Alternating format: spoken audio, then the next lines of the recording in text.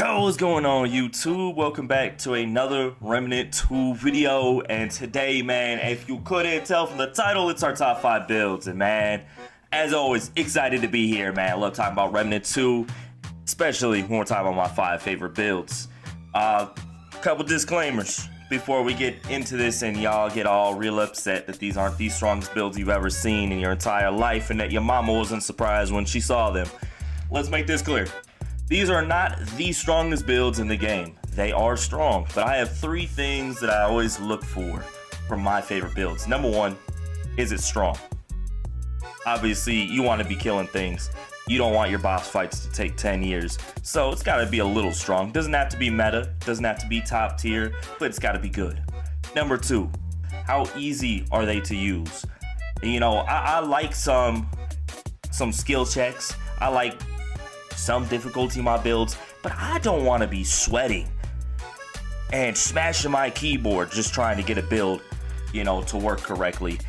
So ease of use goes a long way, and if it's really easy to use and really strong, I mean, that's gonna give some bonus points for sure. And lastly, how fun is it to use? I mean, we're all playing a video game here. We are here to enjoy ourselves and have fun. I know some of you just like to stress the fuck out and just play meta 24/7, but some of us like to have fun. Okay, so how fun the build is as well goes a long way for me. So those are my disclaimers. The things I look for within my builds. They aren't going to be all meta, but they're all going to be fun, strong, and relatively easy to use. All right, starting us off on our first build. These aren't in any specific order, by the way. There's not 1, 2, 3, 4, 5. This is just top 5. And to start us off, none other than the Plasma Cutter build. I love the Plasma Cutter, man. It is my favorite gun in the game. I really liked the beam rifle in the first game. And it's just super strong. So, I mean, no reason to not have it in here. This is a very, very simple ranged build. You got 0 divide, infinite ammo, more range damage. Can't go wrong. You got probability cord, you got braid thorns, just more crit. Offering stone, and then a micro compressor ring, which will help with the heat up value of the Plasma Cutter, and that is to free up the Plasma Cutter so we don't have to run the Ingenuity modifier or mutator, my bad, and instead we can run 1000 cuts for more damage. And then also for the handgun, Corrupt the Room pistol, I mean, just more range damage, can't complain. Armor, relic, things like that, you can throw in whatever you want. We are running Challenger Hunter, and this is simply just because boss rush I like to be a little bit tankier, and Challenger gives me just enough of that. Between having strong back for heavier armor, and then also just Challenger's a bit beefier than Gunslinger is. But there's nothing too special about this build, man. It just hits, it hits hard, it feels good. I feel good while I'm using it, and I just suggest you guys use it. It's fun, it's awesome, it's strong. Enjoy. All right, number 2 in our top 5 list. Again, not second place, just number 2. This is our Infinite Shield Relic build. This thing is disgusting. I love this build. There's only one weakness to this build. If your boss has empathy, this build kind of sucks. If the boss does not have empathy, this build is amazing. Anyways, so there are 2 key things here: Echo the Forest and Redeemer. For some reason, there is a mechanic between these two that once you use one relic, it will pop it back into Redeemer, right? And when you use the Redeemer, it will proc Echo the Forest. And when Echo the Forest is procced, it refills your Redeemer. So you just have shields that are refreshed every 15 seconds, and you only need to use the Redeemer's mod every 30 seconds. So you shoot it once, you get a full shield for 15 seconds, and then you get another full shield for 20 seconds because Echo the Forest, and then you just pop it again. So it's actually 35 seconds, just 35 seconds of shield. It refreshes during that, so you have 100% health for 15, or 100% shields, 15 seconds, 100% shields, 20 seconds, pop it again, rinse and repeat. It is literally infinite, never runs out. I'm surprised they left that in the game. I'm not mad about it.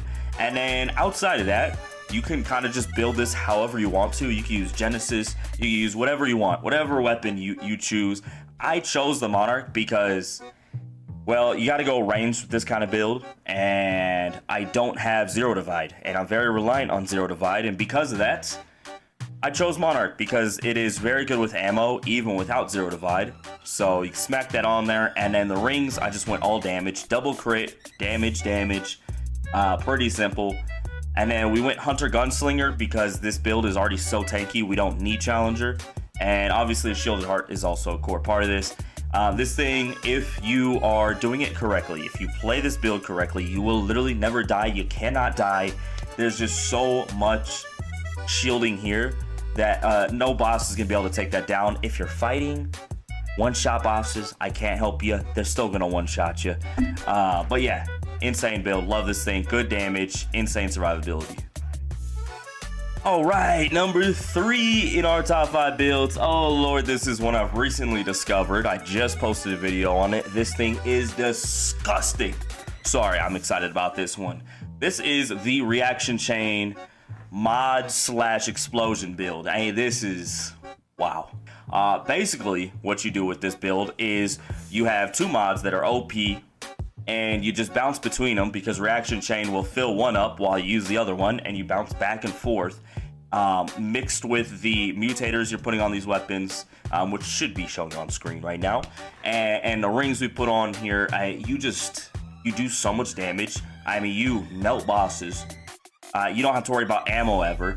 Survivability is, I would say, decent. Nothing crazy. The damage is, I mean, it's ludicrous. You one-shot elites, no question. Aberrations can survive like 2, maybe 3 shots from like Astral Burst. Bosses just get absolutely shredded. This thing is number 1 fun, number 2 easy, and number 3 the damage is through the roof. This thing is meta if I've ever seen meta. It is terrifying. If I were a boss, I'd be terrified if I saw this build. I'd be like, yeah, you know what? I'm gonna leave because I'm not fighting that. You know, it's unfair. Yeah, man, this build is insane. Definitely probably number 1 strength-wise of my top 5 builds. All right, number 4.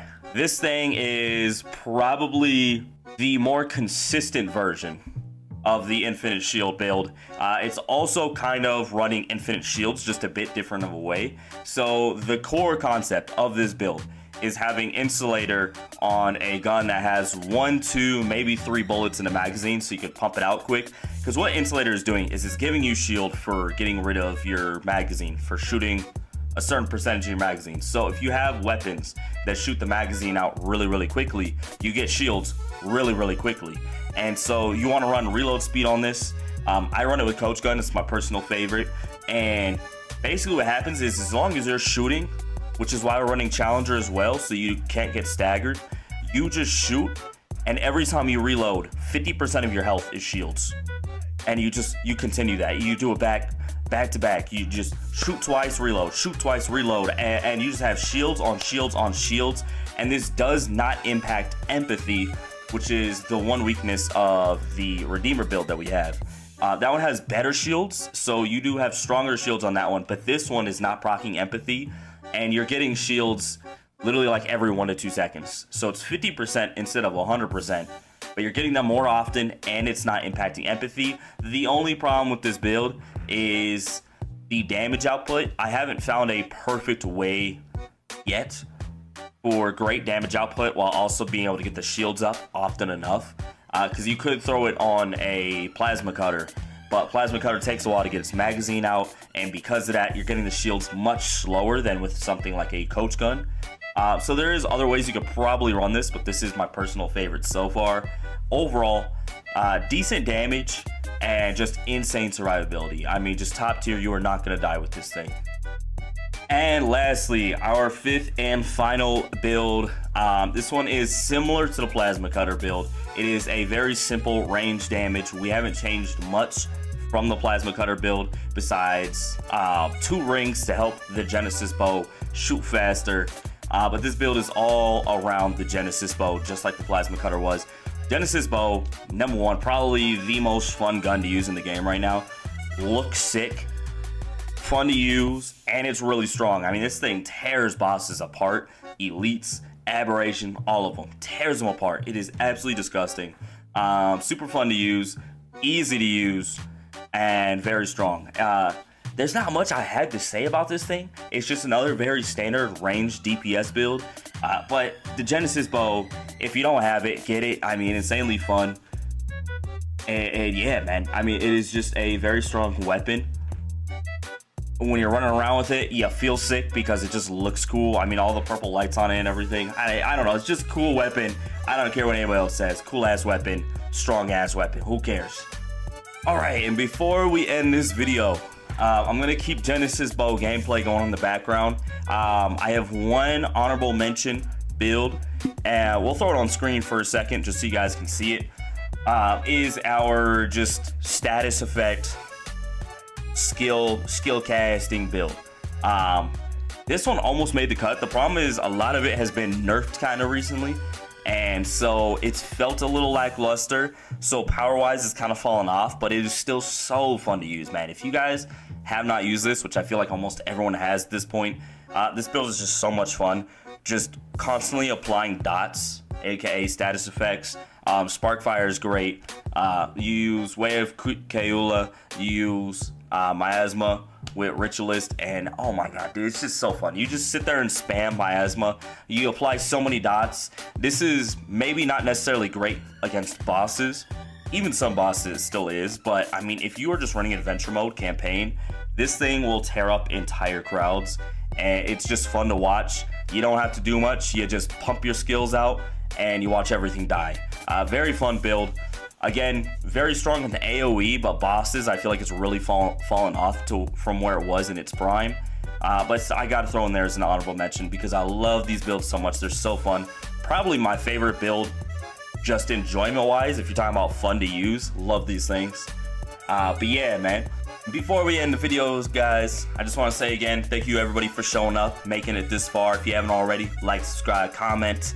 Again, these are my top 5 builds. They are subjective, all right? If you looked at all of these and you're like, dang, these are booty, this guy doesn't know what he's doing, I'm sorry, okay? I tried my best. I have 1,000 hours in the game. I don't know if that's enough for you.